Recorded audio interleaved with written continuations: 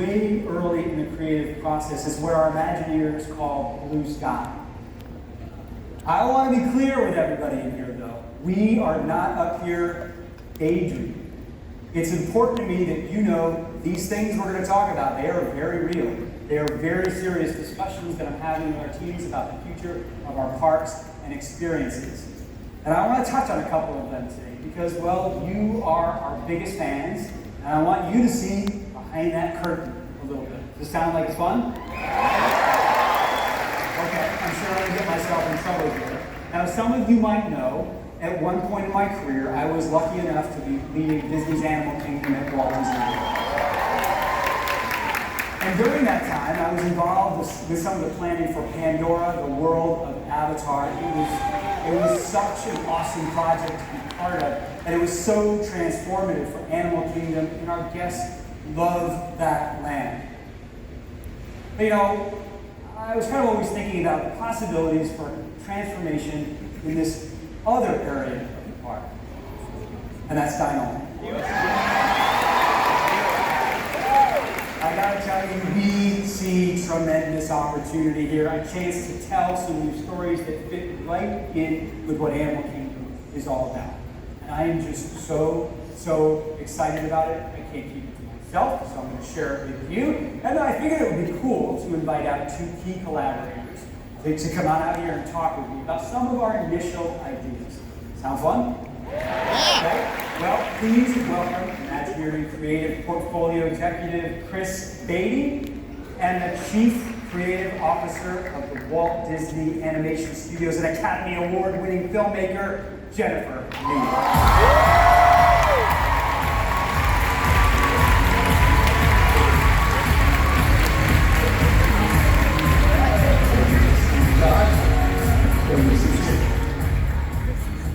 Am I making you guys nervous? Just a little bit. Just a little bit? Just a little bit nervous?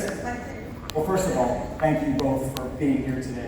Before we get to Dino and Jen, talk to us about the relationship between animation and Imagineering. What's it like for you to do these incredible things, write and direct a tremendous film like Frozen that becomes an instant classic for everyone, and then see those characters come to life in our parks? What's it like? I mean, it's a complete rush. I mean, parks, I don't know y'all, they've always meant so much to me. And now to see these stories and characters that we get to work on and that we've created become new experience for the guests, I'm pretty overwhelmed, if we have a minute. I mean, I was listening to Into the Unknown, and I was practically turning into pixie dust when you were showing us all the Frozen land, so I'll land on Earth in a minute. But you know, speaking for everyone at Disney Animation, to say we love being a part of the creative process for our parks. Working with Imagineers, we are your biggest fans. I mean, we are. I have to tell you. So, but what's amazing is how it really is this natural fit. It is like being in our story rooms. It's like bouncing ideas around, crazy ideas sometimes, and then of course they make it happen. And just seeing where the stories take us. And Chris and I, along with the team, I'm like all about like what it's like being in there for me, but along with all the Imagineers and the studio filmmakers themselves, have been working together and looking at how we can bring the films for this last decade into the parks in natural ways. All right, so can I continue to love that? Yeah, you did. All you, Chris, go ahead. It is so true. We love partnering with your team at Animation. Getting early insight into the characters and the stories that you're developing is critical for us at Imagineering as we move through that blue sky process. Let's go back to Dinoland for a minute. I think that's a great example of where we opened our conversation really, I think, with an important reminder about the ethos of Animal Kingdom. It has to start there. Since its beginning, Animal Kingdom has really focused on stories that have this connection to animals and intrinsic values of nature, and most of all, by the power of transformative adventures. Josh, a few minutes ago, you talked about Avatar. I love that. That is the perfect example of where a narrative and how it embodies these core values to create an experience that can only live at Animal Kingdom. Yeah, I mean, I completely agree with that, Chris. But Jen, talk to us a little bit about how these values play into our decision making. If we want to tell more stories in the park, what do we think could happen in Dinoland? Well, I mean, first of all, understanding the foundation is critical to our creative thinking. And for us, what immediately came to mind when thinking about Animal Kingdom was Zootopia.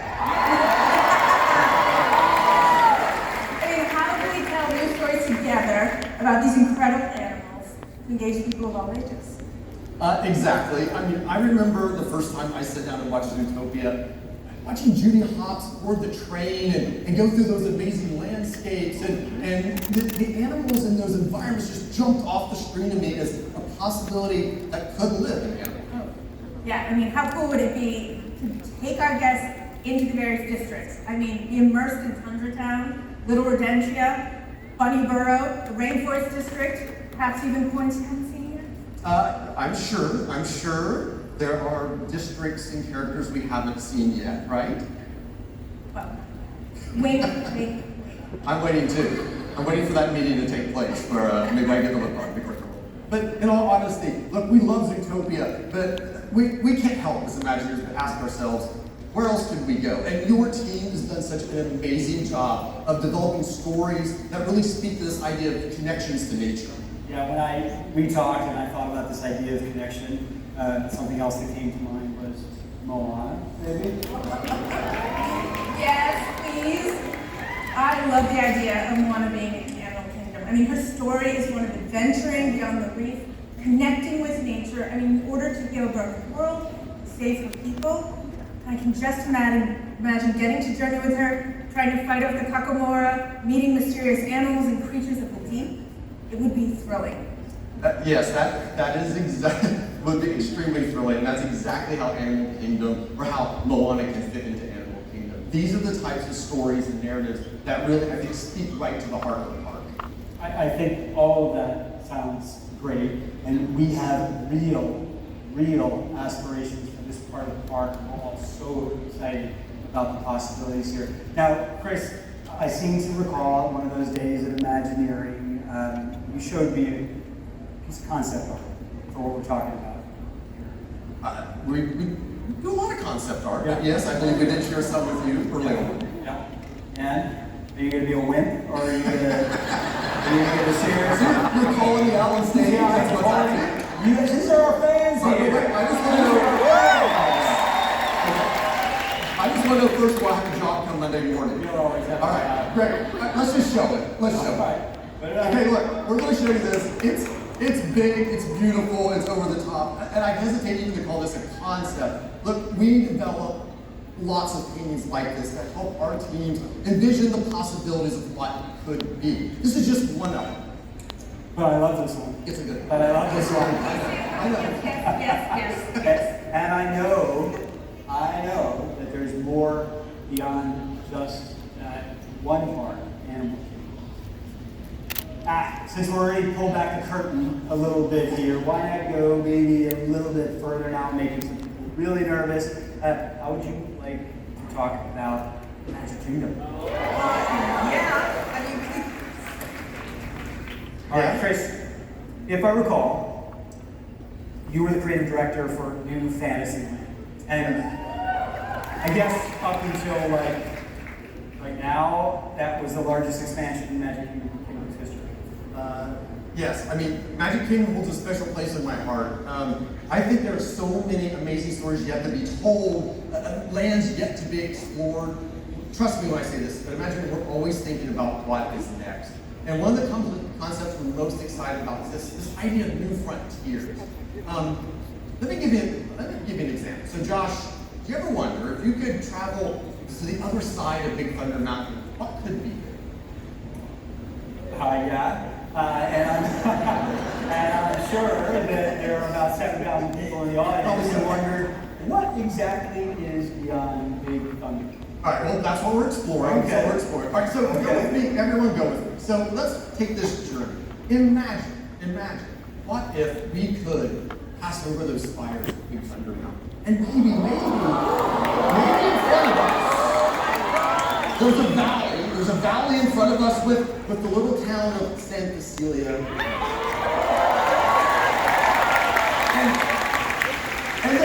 celebrating Dia de los Muertos.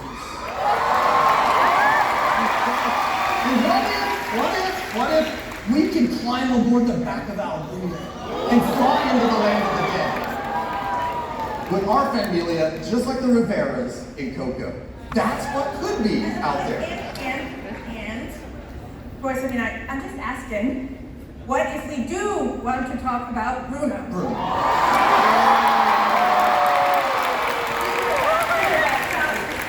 I'm sure you know that there are many of us at Disney Animation who cannot wait to see more Encanto in the parks. No one could bring a magical house to life like Disney Imagineering. What if you could walk into the magical casita, just saying, meet the family? What if Maribel is your guide, introducing you to all the wonder within those walls? Bruno's tower, Antonio's room, all of it. What if you could step up to a door and discover your own magic? What if Jennifer's not gonna stop?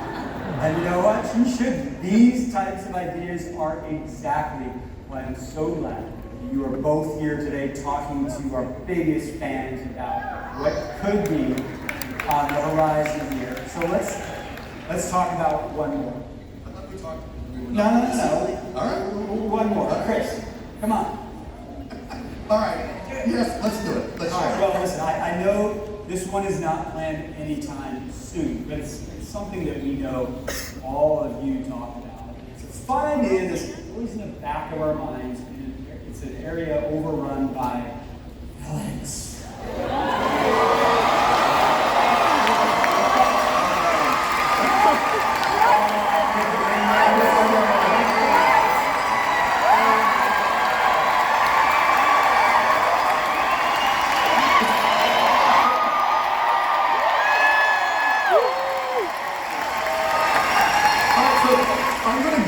I'm gonna guess this doesn't just cross our mind, but 7,000 other people as well would love maybe to see this idea happen. And I know we love to hate, but mostly love, adore, and sometimes a little too obsessively adore our villains. All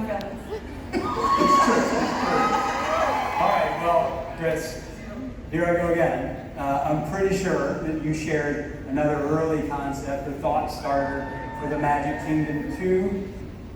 Well, I mean, Come on. you already called me a wimp once, so I guess I'm just gonna go ahead and Just go go just with it. going for it now, right? All right, let's roll, let's show it. So, once again, this is a thought starter, but you can see here the villains looming overhead. There's Casa Montreal in the distance, and then we arrive at San Cecilia. That's what could be out there beyond Big Thunder Mountain.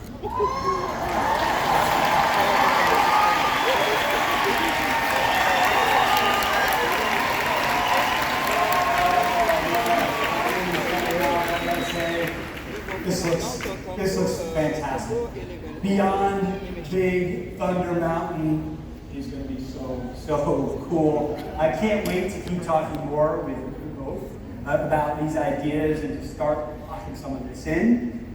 Animation is where all of this began 100 years ago, and we have such a rich collection of stories to draw from. With your teams working closely together, I want to hear more. I want to share more with all of these fans. Jen, Chris, you guys are awesome. Thank you. Thank you.